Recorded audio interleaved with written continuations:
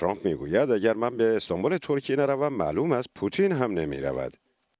بدین ترتیب پوتین و ترامپ در مذاکرات مستقیم روسیه و اوکراین برای پایان جنگ 3 ساله در ترکیه شرکت نمی کنند.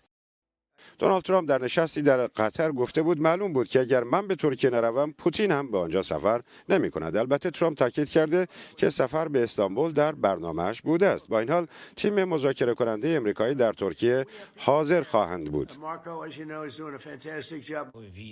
به گفته یک مقام اوکراینی زلنسکی شامگاه چهارشنبه راهی ترکیه شده است. او تنها در صورت حضور پوتین در این دور از گفتگوها شرکت می کند.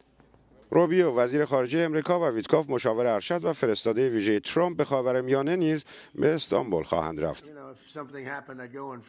با این حال ترامپ در قطر احتمال سفر دقیقه 90 خود به ترکیه را رد نکرد. او همچنین اظهار امیدواری کرد که روسیه و اوکراین به این جنگ پایان دهند.